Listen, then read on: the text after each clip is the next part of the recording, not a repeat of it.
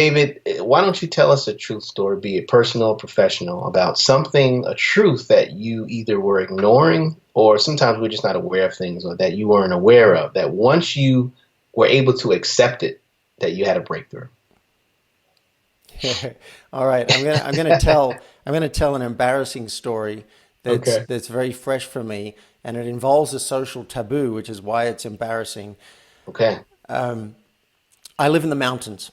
So I set the scene. I live in the mountains. I have no immediate neighbors. My Of balcony Colorado. Mountains of in Colorado. Colorado, my balcony looks out over a valley, and it's very Nice. peaceful. And I feel very alone here, and I love the solitude.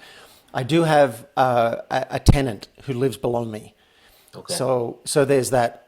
But she's very quiet. I often don't see her. And one day, I'd been alone for 4 or 5 days because she was traveling or something, and I was on the phone out on the balcony, and it's a beautiful day, and I needed to pee. Okay, I like this. I like where this is going. Yeah, I think you can see where this is going. And Yeah. I didn't want to walk back inside into my little bathroom and pee. I'm like, this what a glorious day. I'm gonna pee on the grass over the balcony, under the grass, under the Right. side of the house. On your Um, property. what's that? On your property. On my yeah, on Right. my property. Right. So so I do, and I'm peeing, and I didn't want to interrupt my phone call, and I'm just having a wonderful time. And suddenly I hear this sliding door shut down below me, Oh. Oh, wow. and Wow. I was scared. I was horrified because Right. I thought I was alone, and I couldn't focus on my phone call. Right. And when I finally hung up, I was mortified because she'd come home in Oh gosh. in like the last 10 minutes, and what timing. And I'm imagining she's out there enjoying the day sitting on her veranda, and she sees this stream of urine coming over the Oh right. gosh. And to make it worse, I'm a man, she's a woman. Yeah. So there's that gender dynamic. And also, I'm a landlord, she's a tenant. Right. So there's a power dynamic. Yeah. So I'll tell you, Dr. G, for like 4 hours, I was miserable. I was really, I had to break it down. Like, why am I so upset here? And Good. one, I was honestly scared. I was Okay. scared she might complain to the authorities or whatever, and I was worried that it might come out in the newspapers. Landlord pees on tenant. Um, my ego was really blowing it up, and also I was worried that I'd done some damage. Like maybe I'd really offended her and had her feel unsafe in her own home. Because I'm a guy, and if I saw that, I'd be like, "What?" I'd feel disrespected. Sure. Sure. So I spoke to 3 different friends and coaches about it to try and get clear. And I knew what to say if she brought it up, but I could not find my way to bringing it up. Wow. Also, there's a small chance that she hadn't seen it and she just closed the door at that time, and I might be making it 10 times worse by bringing up something that didn't exist. Right.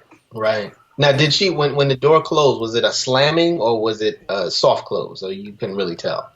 I think it was about your average close for a sliding Average door. close. Okay. Okay. Yeah, yeah, but I thought the chances were very high that, like, the fact that it happened at just that time, very high that she'd witnessed it. So anyway, I got coaching. I followed my own technology because I have a 4-step process to tough conversations. Yes. And what I got to was I got the vulnerability. If I was to go to her and bring it up and risk facing her possible anger, disgust, and fear, I would be super vulnerable and exposing my underbelly. And I was so tempted to just let it ride and see if things seemed a bit strained in our communication or not. And maybe she wants to just not bring it up and I won't bring it up and I'll just commit to not doing it again. Sure. And that's a valid, I'm not judging that. That's a valid approach. And for 4 hours, that looked like it was going to be my approach. And then I was on the phone talking to a friend and we'd moved on to something else. And it just came to me, you know what, David? We're two humans. Yeah. We're two humans. Yes, it's going to be embarrassing. Yes, it's going to be vulnerable for you. And that's why this could be really valuable. So Perfect. I said to my Perfect. friend, can I interrupt you? I just got the inspiration to go and knock on her door and say it. She said, go. So I go around, I knock on the door, and we don't normally do that. We text each other, but I'm like, I can't do this by text. Yeah. Knock on the door. I had to wait a minute or two, which was excruciating. Even more, right? She Even comes more to the difficult. door and I said, can I talk to you about something super embarrassing for me? And she's Nice. like, okay. And I said, do you know what it is that do you already know what I'm going to say? And she said, Yeah. I don't know if I do. And I said, then I'm going to make it 10 times worse right now. And I told her, Wow. and I just Wow. told her how it happened, and I told Yeah. her the truth, that I was mortified, and I told her I would never have done it had I known she was home, and I commit to not doing it again, and I apologize. And she was wonderful. She Wow. was like, oh, look, guys like to pee in the woods. I know that. She said, I like to pee in the woods. And she said, That's "Look, great. That's it's." great. She said, "Look, it's no big deal," and I was still embarrassed, but I was so glad I brought it up because here are two benefits. One, I feel closer to her Right. out of doing that. She was so wonderful about it. I'm like, all right, I feel like this is a friend here. And two, I don't have to carry it around. That Right. thing was bugging Right. me and I was constantly worried that it was an issue. But now, after having brought it up, I know it's not an issue. And it actually gave her a chance to bring up something she'd been wanting to bring up but felt a bit Wow. hesitant to talk about my dog and where my dog pees on the property. Ah. And, Ah. and so we got to talk about that, and I'm really glad I know about that. So there's my story of me realizing my That's great. truth, which was I'm scared and it would be super vulnerable for me and I'm willing to be vulnerable. And it took me, and I consider myself an expert in this area. It took Yeah. me 4 hours to get there. So for anyone else who's hesitant to speak their truth, I have a lot more compassion after that experience. And it might take you years for some things Right. before you're willing. And I Right. say, trust that timing. You're ready when you're ready.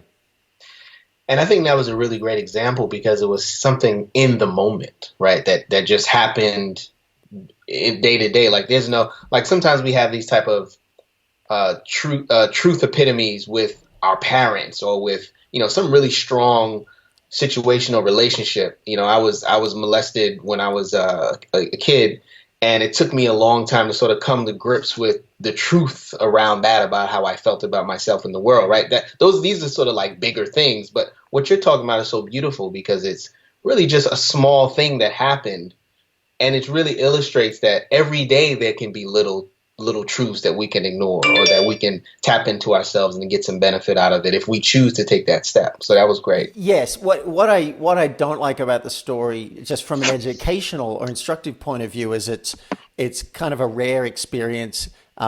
It was one of those mortifying experiences, and for me, it was one of the macro conversations, like a big one. Yeah. But we have so many micro moments where a Yes. tough conversation is possible, like someone's late for you, or someone Hmm. does something consistently that bugs you, or maybe you just feel a little embarrassed about something, like, Sure. oh, sorry I said that about your father. Yeah. I wish I could have a do-over. Yeah. These micro moments are very important, and we can practice with the micro moments and the micro tough conversations so that when the big ones come up, we've got more agency. I mean, what I did, I don't, I think there'd be a lot of people on the planet that might have trouble going up to someone and saying, I just peed off Sure. the balcony and Right. I can't believe I did that. But I've had 20 years of practice. So let's Sure. work on the small ones, Yeah. which are still scary. I'm not saying that it's scary, but let's work on the small ones so that when the big ones come up, you're ready.